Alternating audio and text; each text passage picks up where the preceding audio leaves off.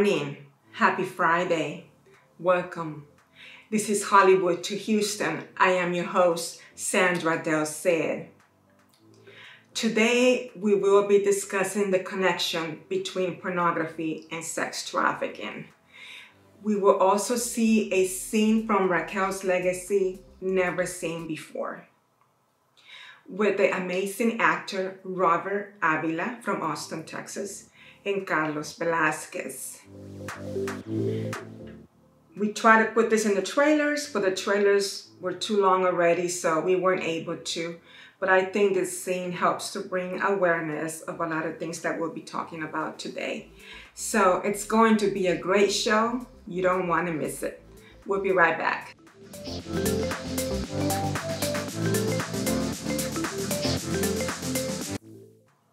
Welcome back. Well, as you know, this show today is intended to be educational. Most people who have not studied psychology view pornography as a hobby, as entertainment, and they don't see anything wrong with this. The reality is that porno is very damaging. Pornography rewires the brain. Pornography is addictive. Pornography kills love. Pornography destroys families. Pornography entices violence.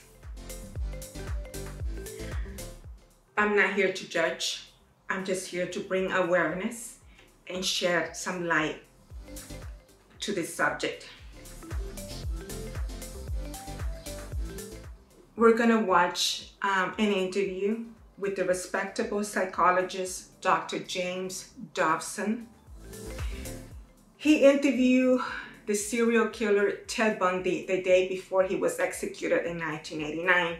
We have a lot of young kids, millennials, a new generation that were born in the 90s who have no idea who Ted Bundy was. I wrote a paper on him for my master's in psychology, and I want to bring an updated show so that hopefully I can get some of these audiences of younger generations.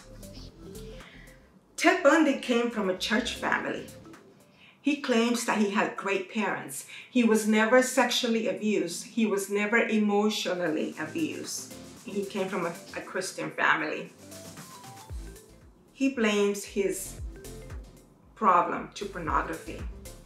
And I want you to hear it from the horse's mouth. I want you to hear what he has to say. So please watch the whole interview, and I'll come back after the interview and talk more about places to get help and about how pornography rewires the brain. We're going to talk about how that happens. So right now, let's go ahead and watch the interview with the psychologist, Dr. James Dobson. And he's got awesome websites that you can find him also on Facebook and on his website.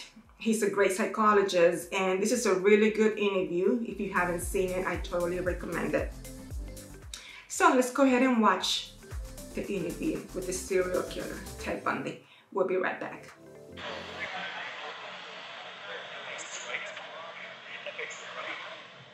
Ted, it is about 2:30 in the afternoon. You are scheduled to be executed tomorrow morning at 7 o'clock if you don't receive another stay. What is going through your mind? What thoughts have you had in these last few days? Well, I won't kid you to say that it's something that I feel that I am in control of, or something that I've come to terms with, because I haven't. It's a moment-by-moment thing. Sometimes I feel very tranquil, and other times I don't feel tranquil at all. What's going through my mind right now is to use the minutes and hours that I have left as fruitfully as possible and see what happens. It helps to live in the moment in the essence that we use it productively. So right now I'm feeling calm, and in large part because I'm here with you. For the record, you are guilty of killing many women and girls. Yes. Yes, that's true. Ted, how did it happen? Take me back. What are the antecedents of the behavior that we've seen? So much grief, so much sorrow, so much pain for so many people. Where did it start? How did this moment come about? That's the question of the hour, and one that not only people much more intelligent than I have been working on for years, but one that I've been working on for years and trying to understand. Is there enough time to explain it all? I don't know. I think I understand it, though. Understand what happened to me, to the extent that I can see how certain feelings and ideas developed in me to the point where I began to act out on them. Certain very violent and very destructive feelings. Let's go back then to those roots. First of all, you, as I understand it, were raised in what you consider to have been a healthy home. Absolutely. You were not physically abused. You were not sexually abused. You were not emotionally abused. No way. And that's part of the tragedy of this whole situation, is because I grew up in a wonderful home with two dedicated and loving parents, one of 5 brothers and sisters. A home where we as children were the focus of my parents' lives, where we regularly attended church, 2 Christian parents who did not drink, they did not smoke, there was no gambling, there was no physical abuse, fighting in the home. I'm not saying this was Leave It to Beaver. It wasn't perfect. Well, no, I don't know that such a home exists, but it was a fine, solid Christian home, and nobody, I hope no one will try to take the easy way out and to try to blame or otherwise accuse my family of contributing to this, because I know, and I'm trying to tell you as honestly as I know how, what happened. And I think this is a message I want to get across. But as a young boy, and I mean the boy of 12, 13, certainly, that I encountered outside the home again, in the local grocery store, the local drugstore, the softcore pornography, what people call softcore.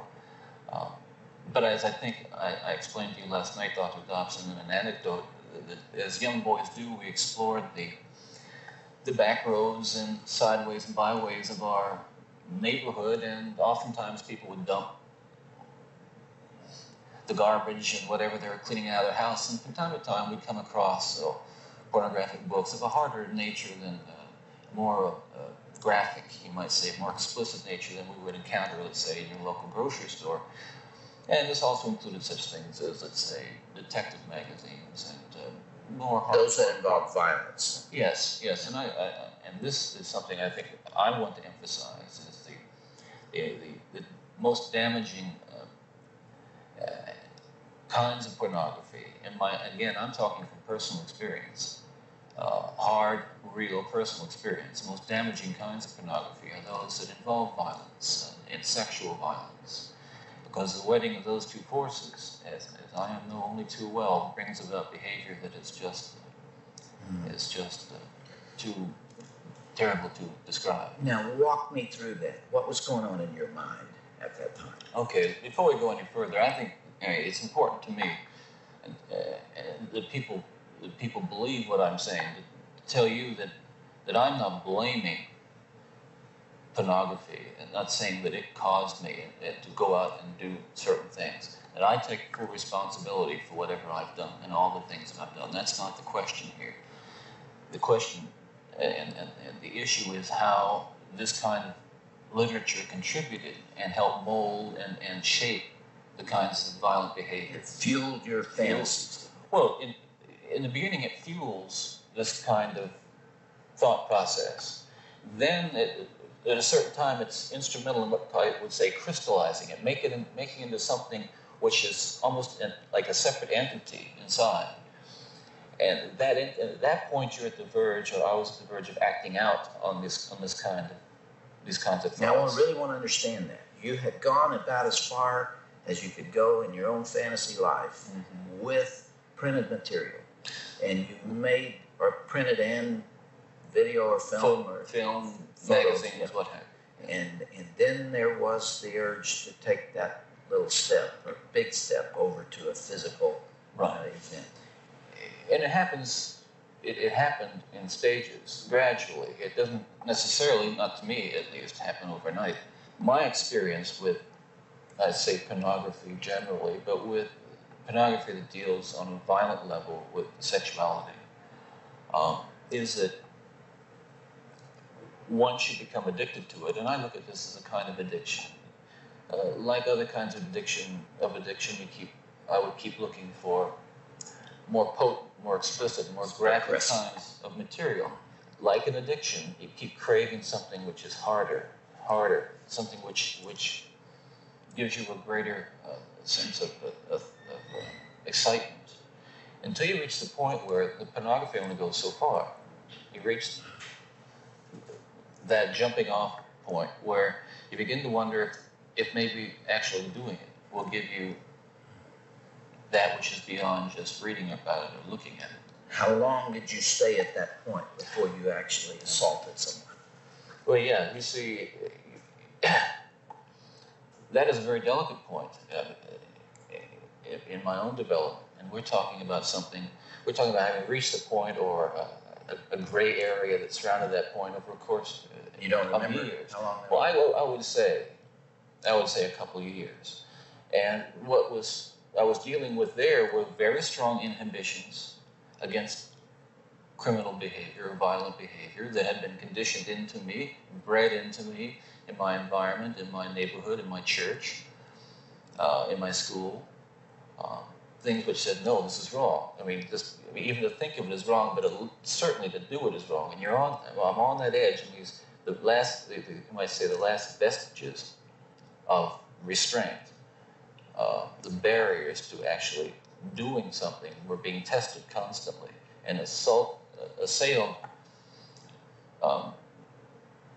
through the kind of fantasy life that was fueled largely by pornography. Do you remember what pushed you over that edge? Do you remember the decision to go for it? Do you remember where you decided to throw caution to the wind? Again, when you say pushed, I know what you're saying. I don't want to infer again. I understand that. That I was some helpless kind of a victim, and yet we're talking about an influence that is the influence of violent types of media and violent pornography, which was an indispensable link in the chain of behavior, the chain of events that led to the behaviors, to the assaults, to the murders, and what have you. It's a very difficult thing to describe.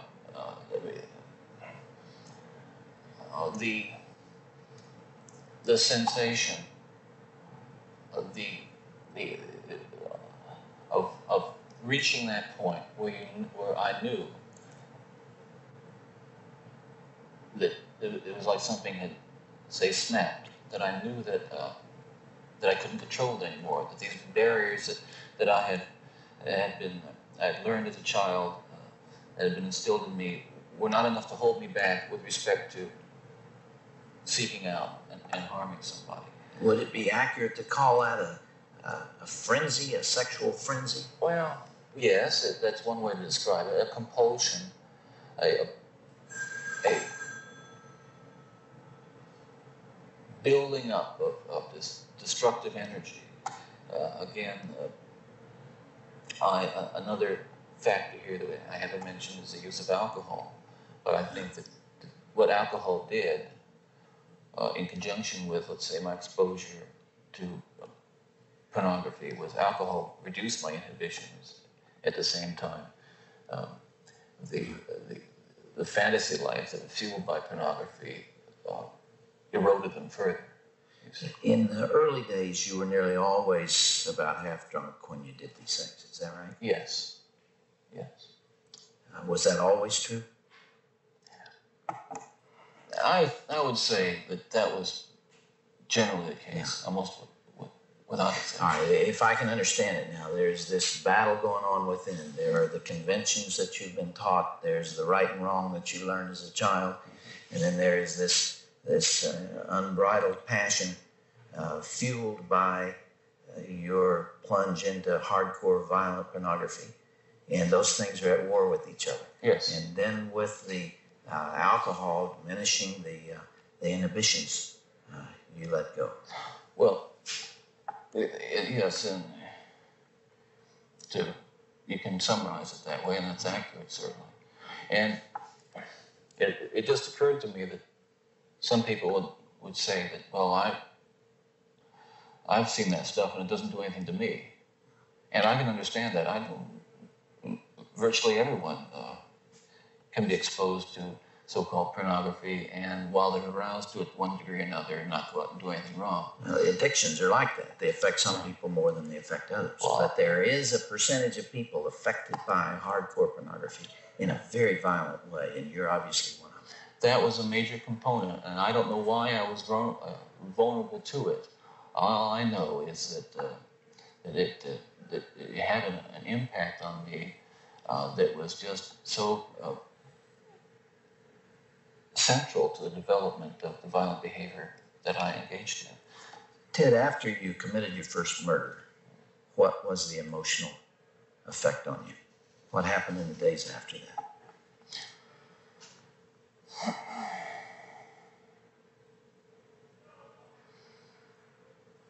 Well, again, please understand that even all these years later, it's very difficult to talk about it, and in reliving it through talking about it, it's difficult to say the least, but I want you to understand what happened. It was like coming out of some kind of horrible trance or dream. I can only liken it to after, I don't want to over-dramatize it, but to have been possessed by something so awful and so alien, and then the next morning wake up from it, remember what happened, and realize that basically, in the eyes of the law, certainly in the eyes of God, you're responsible to wake up in the morning and realize what I had done, and with a clear mind and all my essential moral and ethical feelings intact at that moment. Absolutely horrified that I was capable of doing something like that. You really hadn't known that before? There is just absolutely no way to describe, first, the brutal urge to do that kind of thing, and then what happens is once it has been more or less satisfied and recedes, you might say, or spent, that sense, that kind of energy level recedes, and basically I became myself again. And I want people to understand this too, and I'm not saying this gratuitously because it's important people understand this, that basically I was a normal person.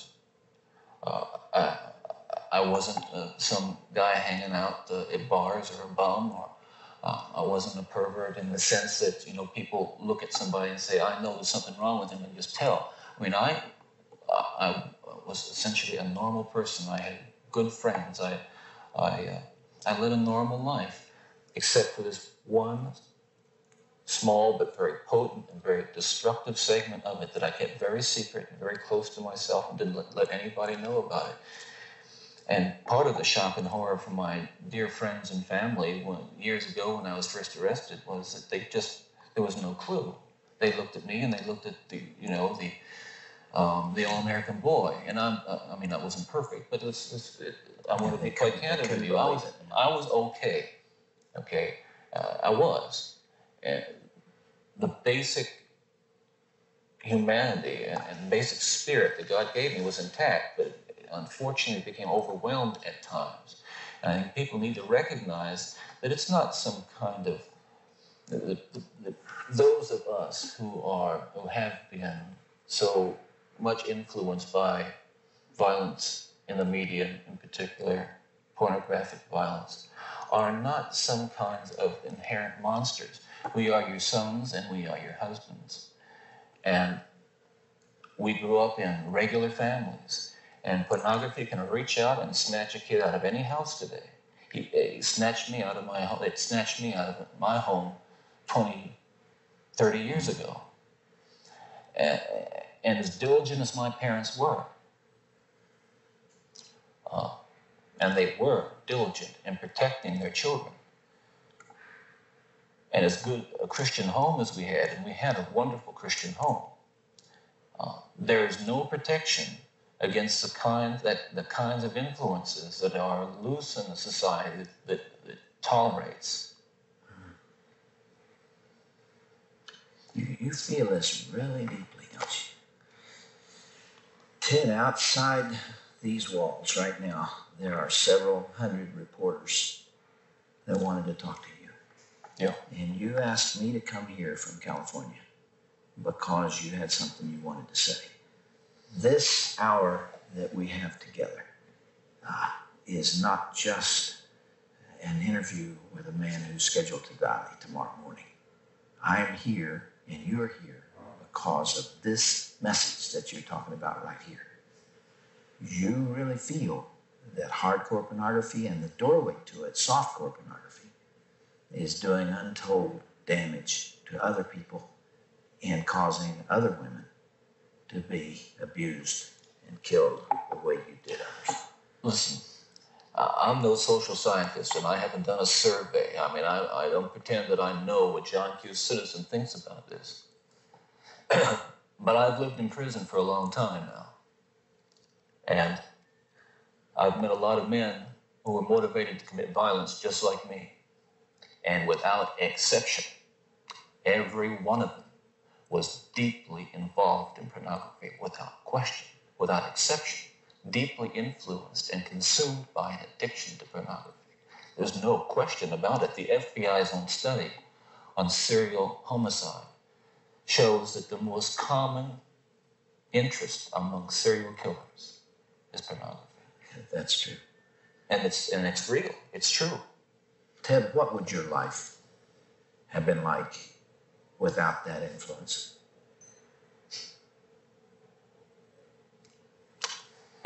You can only speculate. Yeah. Well, I know it would have been far better, not just for me, and excuse me for being so self-centered here. It would have been a lot better for me and lots of other people. I know that lots of other innocent people, victims and families. It would have been a lot better. There's no question, but it would have been a fuller life. Certainly a life that would not have involved, I'm absolutely certain, would not have involved this kind of violence that I have committed. I'm sure, Ted, if I were able to ask you the questions that are being asked out there, one of the most important as you come down to perhaps your final hours, are you thinking about all those victims out there and their families who are so wounded, years later, their lives have not returned to normal. They will never return to normal. Absolutely. Are you carrying that load, that weight? Is the remorse there? Again, I know that people will accuse me of being self-serving, but we're beyond that now. I mean, I'm just telling you how I feel. But through God's help, I have been able to come to the point where much too late, but better late than never, feel the hurt and the pain that I am responsible for. Yes, absolutely. In the past few days, myself and a number of investigators have been talking about unsolved cases, murders that I was involved in. And it's hard to talk about all these years later because it revives in me all those terrible feelings and those thoughts that I have steadfastly and diligently dealt with, and I think successfully, with the love of God. And yet it's reopened that, and I felt the pain, and I felt the horror again of all that. And I can only hope that those who I've harmed, those who I've caused so much grief, even if they don't believe my expression of sorrow and remorse, will believe what I'm saying now, that there is loose in their towns and their communities people like me today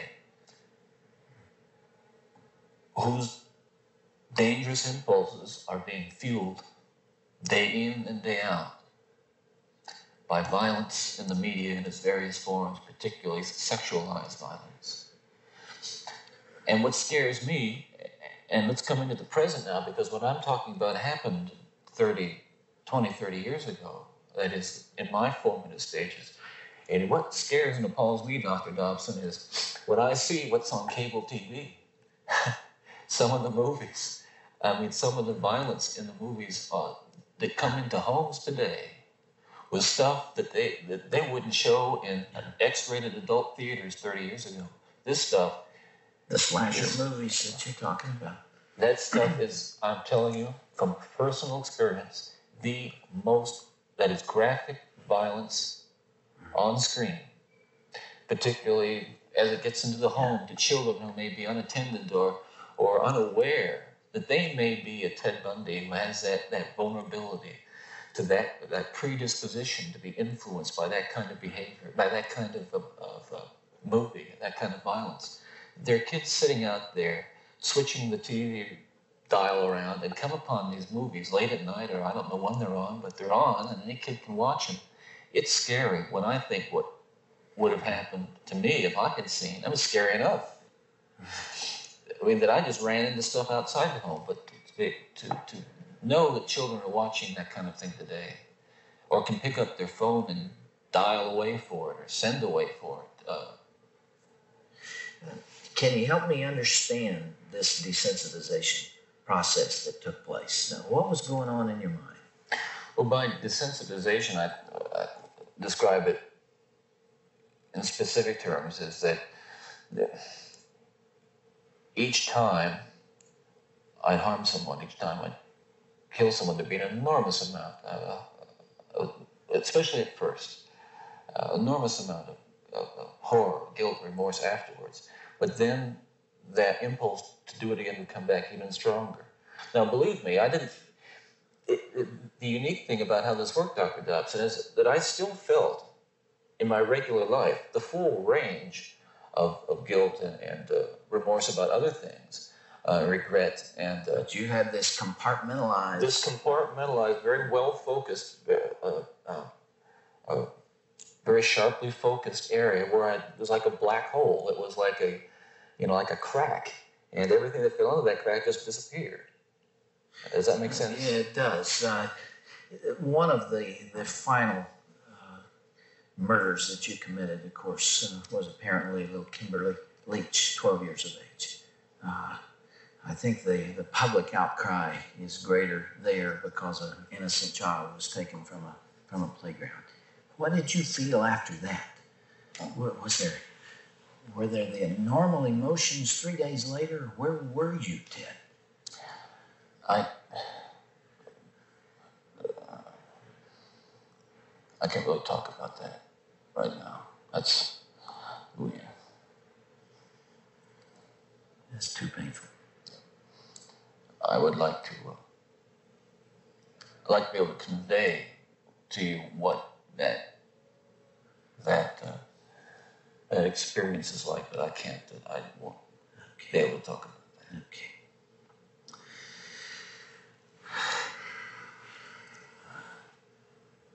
I can't begin to understand. Well, I can try, but I'm aware that I can't begin to understand the pain that the parents of these children and these young women that I've harmed feel. And I can't restore really much to them, if anything. And I won't pretend to, and I don't even expect them to forgive me, and I'm not asking for it. That kind of forgiveness is of God, and if they have it, they have it. If they don't, well, maybe they'll find it someday. Do you deserve the punishment the state has inflicted upon you? That's a very good question. And I'll answer it very honestly. I don't want to die. I'm not going to kid you. I'll kid you not. I deserve certainly the most extreme punishment society has, and I think society deserves to be protected from me and from others like me. That's for sure. I think what I hope will come of our discussion is I think society deserves to be protected from itself, because as we've been talking, there are forces at loose in this country, particularly again this kind of violent pornography, where on the one hand, well-meaning, decent people will condemn behavior of a Ted Bundy while they're walking past a magazine rack full of the very kinds of things that send young kids down the road to be Ted Bundys. That's the irony. We're talking here not just about more. What I'm talking about is going beyond retribution, which is what people want with me. Going beyond retribution and punishment, because there is no way in the world that killing me is going to restore those beautiful children to their parents and correct and soothe the pain. But I'll tell you, there are lots of other kids playing in the streets around this country today who are going to be dead tomorrow and the next day and the next day and next month, because other young people are reading the kinds of things and seeing the kinds of things that are available in the media today. Ted, as you would imagine, there is tremendous cynicism about you on the outside, and I suppose for good reason. I'm not sure that there's anything that you could say that people would believe. Some people would believe. Yeah. And yet, you told me last night, and I have heard this through our mutual friend John Tanner, that you have accepted the forgiveness of Jesus Christ and are a follower and a believer in Him. Do you draw strength from that as you approach these final hours? I do. I can't say that It's going to be being easy. in the valley of the shadow of death is something that I've become all that accustomed to, and that I'm strong and nothing bothering me. Listen, it's no fun. It gets kind of lonely, and yet I have to remind myself that every one of us will go through this someday, in one way or another, and countless millions who have walked this earth before us have. So this is just an experience which we all share. Yeah. Right.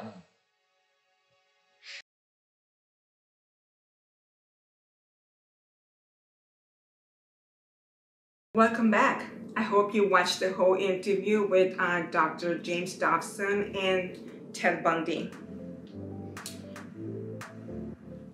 As many of you know, I am the writer, the producer, and the director for Raquel's Legacy. So the next scene that you're gonna see with the actor Robert Avila and Carlos Velasquez, I wrote it inspired on Ted Bundy, on how the brain is rewired. And how this happens is, at the beginning, pornography can be exciting. It's something new. And then the brain gets saturated with it because it becomes addictive, and so much of it, the brain becomes like numb to it, and it's no longer fun. Therefore, the brain switches and it starts asking for an aggressive behavior. And it's no longer just the porno. Now it wants something aggressive. It kills love. Then people who become addicted start seeing women and children as sex objects, as people to torture, and not for what they are, human beings and children of God. There is help out there. HoustonFirst.org has a section on titled Victory Over Pornography, and it has a lot of sections to help you overcome this horrible addiction. I also run into another website, www.stopsexualaddiction.com. The Church of Jesus Christ of Latter-day Saints, they have free classes on Thursdays for addictions, and you just have to find a church nearby and find a bishop that can help you get into one of those classes as well. Right now, we're going to go ahead and see the scene from Raquel's legacy that was inspired on this interview. So let's go ahead and watch this never before seen before, and we'll be right back.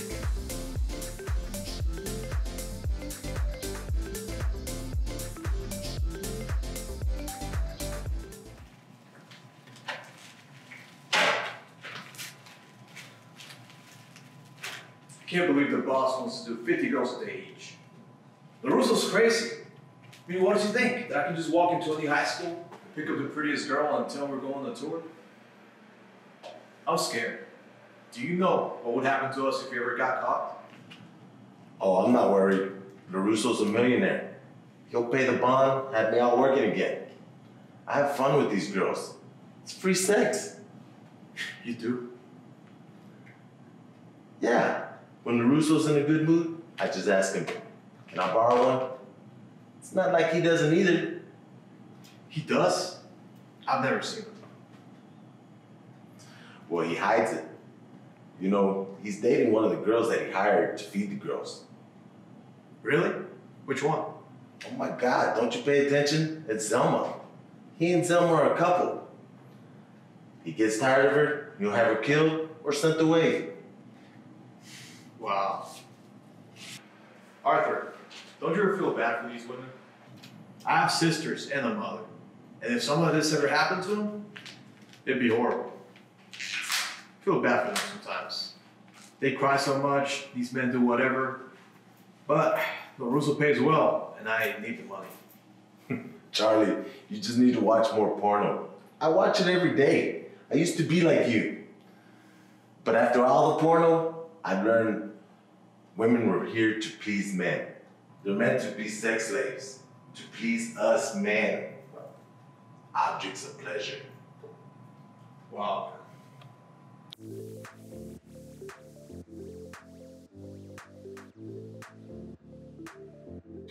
Welcome back. I hope you enjoyed that never seen before scene from Raquel's legacy. This is Charlie, who joined LaRusso's gang because he's desperate for money. But as he sees the stuff that's going on, he talks to one of the bad guys and says, don't you feel bad? The stuff that we're doing to all these women?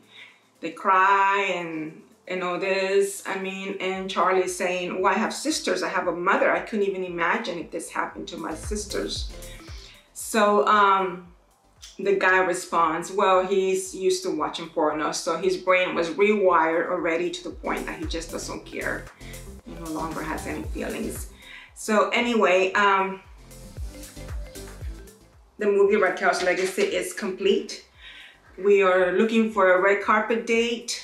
We are just waiting for this virus situation to get better, that people can feel safe in a crowd. But it is complete. My studio is still closed, so I'm in my home in Galveston right now filming this, and it's super hot today. That's why I keep changing clothes, because I'm so hot. But so anyway, I hope the message got across. Sex trafficking is a $600 million business in Texas. If anything needs to be shut down, it's the porno websites and the Playboy magazines. If anything needs to be canceled, or those two things. But the sad thing is, America buys this stuff. If people would stop buying this stuff, maybe they would run out of business. So I'm about to end. And I wanted to read a scripture because I have heard women say stuff that I just don't agree with. And I'm sorry, ladies. I know a lot of ladies are gonna get mad at me right now. I'm sorry. But if you are married, okay, the most beautiful thing in your marriage is intimacy, okay? I hear a lot of women who say they don't like sex, and I don't understand this, because intimacy is a gift from God. It's the most beautiful experience between a man and a woman. And when you marry for love, it's something that it only makes the marriage better. So if it's not happening in your marriage, you need to see a sex therapist, because a marriage without sex is not normal. And you could say, hey, what do you know? I was married once, and I was married for 11 years. I was out on my honeymoon, and we were active until the day I went to the courthouse. So we didn't get divorced because of lack of sex. It was something else. But what I'm trying to tell the ladies is, if you or not, this is something that should be happening in your marriage. And if it's not happening, you need to get help, because that's not normal. And the Bible tells us, that once you're married, husband and wife, you should not be a celibate. You should always be there for each other. Otherwise, the devil will come and tempt.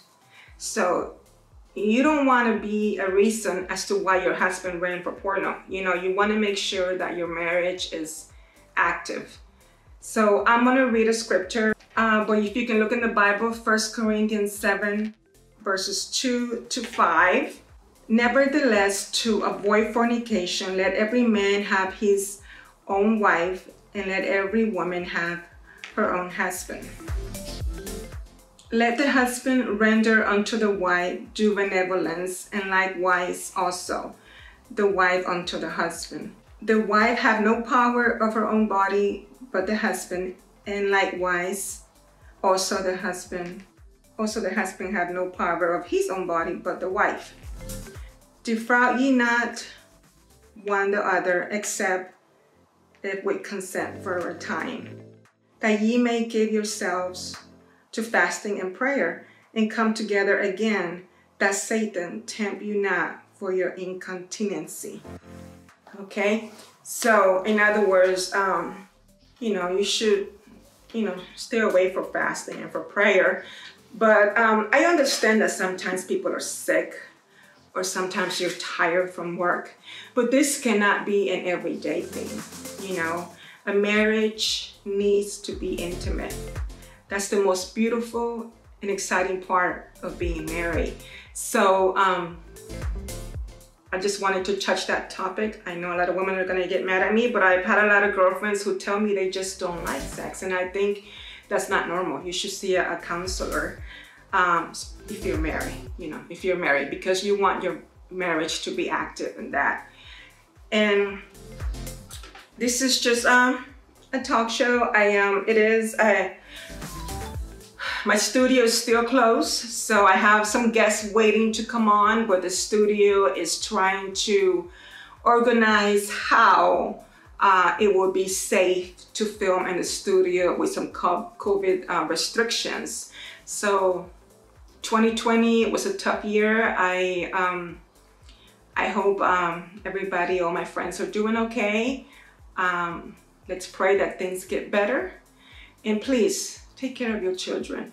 The average victim of sex trafficking is a 13-year-old. Be really careful with your children. We'll see you next time.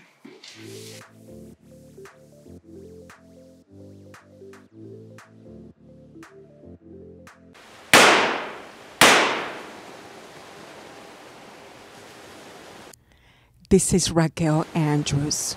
I am the billionaire. I was living the life of my dreams, traveling, shopping, parties, until my life was interrupted by the mobster LaRusso. My life will never be the same, and I will not rest until LaRusso is destroyed.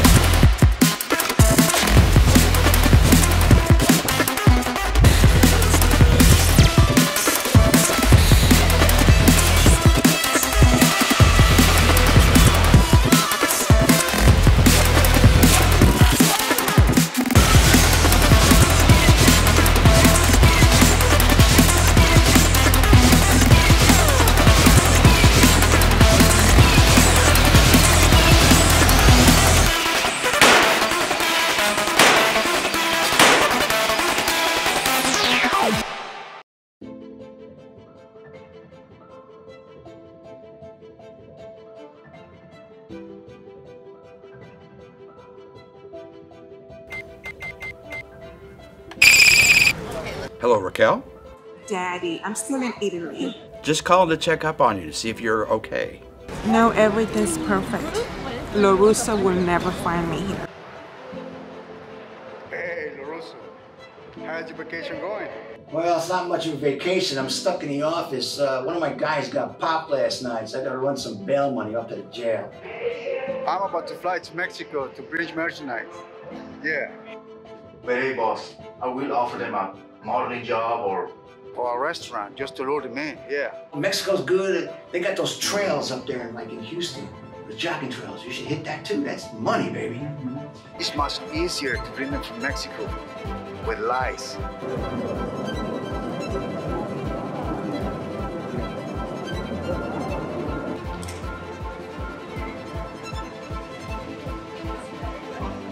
I don't know how LaRusso thinks he can find me here.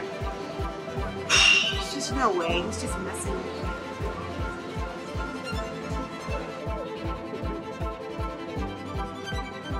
You, come in with me. Go. No. Now. Now.